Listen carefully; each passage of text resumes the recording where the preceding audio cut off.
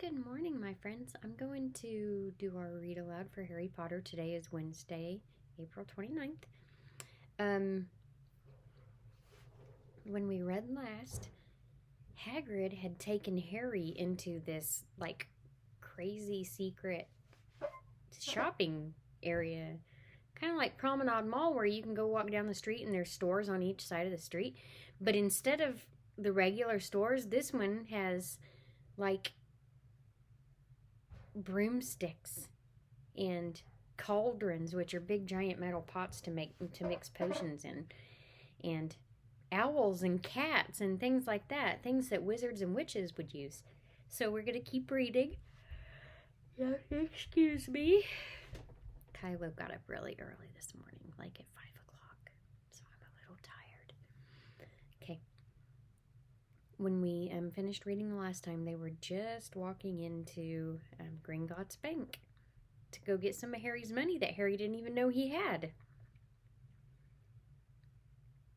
A pair of goblins bowed them before the silver doors, and they were in a vast marble hall. About 100 more goblins were sitting on high stools behind a long counter, scribbling in large ledgers, weighing coins, examining stones through eyeglasses. There were too many doors to count leading off the hall, and yet more goblins were showing people in and out of these. Hagrid and Harry made for the counter. "Morning," said Hagrid to a free goblin. "We've come to take some money out for Mr. Harry Potter's safe."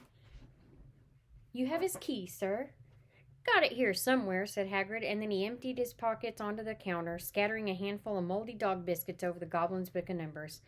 The goblin wrinkled his nose. Harry watched the goblin on their right weighing a pile of rubies as big as glowing coals. "Got it," said Hagrid at last, holding up a golden key. The goblin looked at it closely. "That seems to be in order. I've also got a letter here from Professor Dumbledore. It's about you-know-what in Vault 713. The goblin read the letter carefully. "Very well," he said. "I will have someone take you to both vaults. Griphook." Griphook was yet another goblin. Once Hagrid had crammed all the dog biscuits back inside his pockets, he and Harry followed Griphook toward one of the doors leading off the hall. "What's the you-know-what in Vault 713? Excuse me, you guys," Harry asked. "Can't tell you that," said Hagrid mysteriously. "Very secret. Hogwarts business. Dumbledore's trusted me. More'n my job's worth to tell you that." Griphook held the door open for them. Harry, who had expected more marble, was surprised. They were in a narrow stone passageway lit with flaming torches. It sloped steeply downward, and there were little rail tracks on the floor. Griphook whistled, and a small cart came hurtling up the tracks toward them. They climbed in, Hagrid with some difficulty, and they were off. At first, they just hurtled through a maze. Left, right, left, right. Harry tried to remember. Middle, right, but it was impossible. The rattling cart seemed to know its own way because Griphook was not steering. Harry's eyes stung as the cold air rushed past them, but he kept them wide open. Once he thought he saw a burst of fire at the end of a passage and twisted around to see if it was a dragon. But too late, they plunged even deeper, passing an underground lake where huge stalactites and stalagmites grew from the ceiling and the floor. Stalactites and stalagmites are these big, giant rocks that hang down either from the ceiling or grow up from the floor in a cave. And we were supposed to go to the cave next week, but we don't get to because we don't get to have our field trip this year, but we're going to get to go next year. "Stalagmite's got an M in it," said Hagrid. "That's the difference between a stalagmite and a stalactite." "Don't be asking questions now. I think I'm going to be sick," said Hagrid. He did look very green, and when the cart stopped at the last beside a small door in the passage, Hagrid got out and had to lean against the wall to stop his knees from trembling.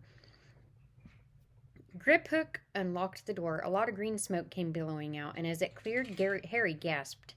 Inside were mounds of gold coins, columns of silver, heaps of little bronze newts. "All yours," smiled Hagrid. "All Harry's?" It was incredible. The Dursleys couldn't have known about this, or they'd have had it faster than him blinking. How often had they complained how much Harry cost them to keep? And all the time there'd been a small fortune belonging to him buried under London. Okay, buddy. I want to play house down. Okay, well, I'm reading a book, okay? Hagrid helped Harry pile some onto it in a bag. The gold ones are galleons, he explained. 17 silver sickles to a galleon and 29 newts to a sickle. It's easy enough. Right, that should be enough for a couple of terms. We'll keep the rest for you. He turned to Griphook. Vault 713 now, and can we go more slowly? One speed only, said Griphook. They were going even deeper now and gathering speed. The air seemed colder and colder as they hurled around corners. They went rattling over an underground ravine, and Harry leaned over the side to try to see what was down at the bottom, but Hagrid groaned and pulled him back by the scruff of his neck. Vault 713 had no keyhole. Stand back, said Griphook impatiently. He stroked the door gently with one of his long fingers, and it melted away. If anyone but a Gringotts goblin tried that, they'd be sucked through the door and trapped in there, said Griphook. How often do you check to see if anyone's in there? Harry asked. About once in 10 years, said Griphook with a rather nasty grin.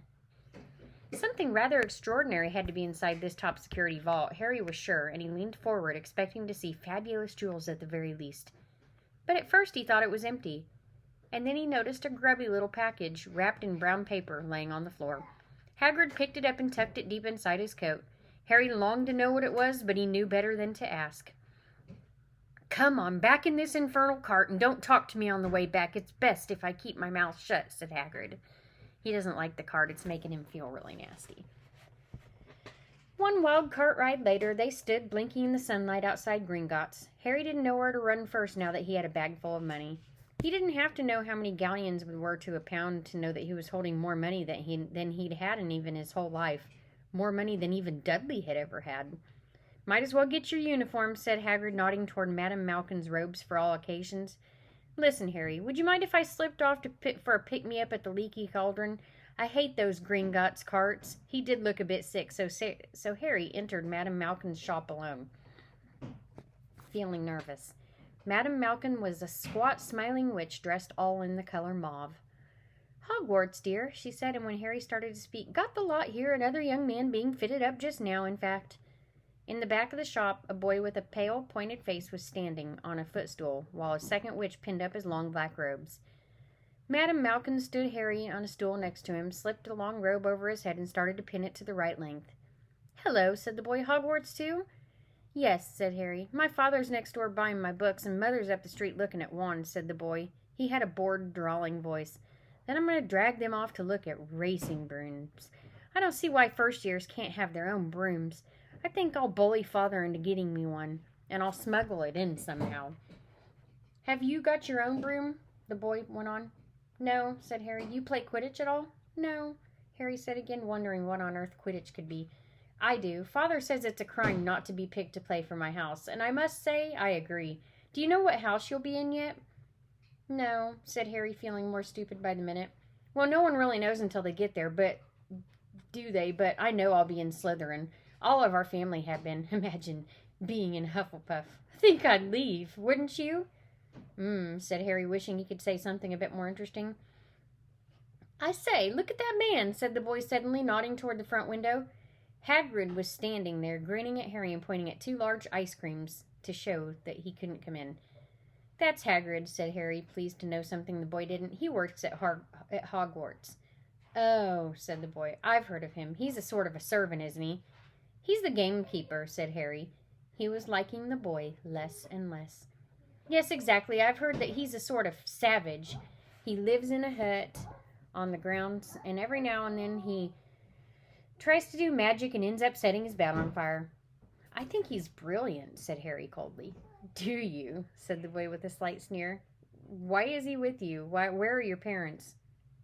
They're dead, said Harry shortly. He didn't feel much like going into the matter with this boy. Oh, sorry, said the other boy, not sounding sorry at all. But they were our kind, weren't they? They were a witch and a wizard, if that's what you mean. I really don't think you should let the other sort in, do you? They're not the same. They've never been brought up the same to know our ways. Some of them have never even heard of Hogwarts until they get the letter. Imagine. I think they should keep it in old wizarding families. What's your surname, anyway? But before Harry could answer, Madame Malkin said, That's you done, dear. And Harry, not sorry for an excuse to stop talking to the boy, hopped down from the stool. Well, I'll see you at Hogwarts, I suppose, said the drawling boy. Harry was quiet as he ate the ice cream Hagrid had brought him, chocolate and raspberry with chopped nuts. What's up? Said Hagrid. Nothing, Harry lied. They stopped to buy a parchment and quills. Harry cheered up a bit when he found a bottle of ink that changed color as you wrote. When they left the shop, he said, Hagrid, what's Quidditch? Blimey, Harry, I keep forgetting how little you know, not knowing about Quidditch. Don't make me feel worse, said Harry. He told Hagrid about the pale boy in Madame Malkin's. And he said people from Muggle families shouldn't even be allowed in. You're not from a Muggle family. If he'd known who you were, he's grown up knowing your name if his parents are wizard folks. You know what everyone in the Leaky Cauldron was like when they saw you. Anyway, what does he know about it? Some of the best I ever saw were the only ones who had magic in them were Lionel Muggles. Look at your mum. Look at what she had for a sister. So what is Quidditch? It's our sport, wizard sport. It's like soccer in the Muggle world. Everyone follows Quidditch.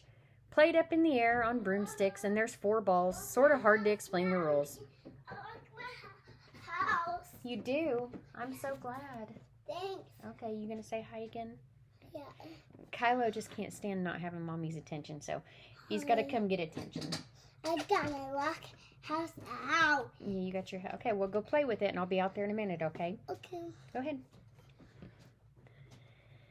And what are Slytherin and Hufflepuff? They're schoolhouses. There's 4. Everyone says Hufflepuff for a lot of duffers, said...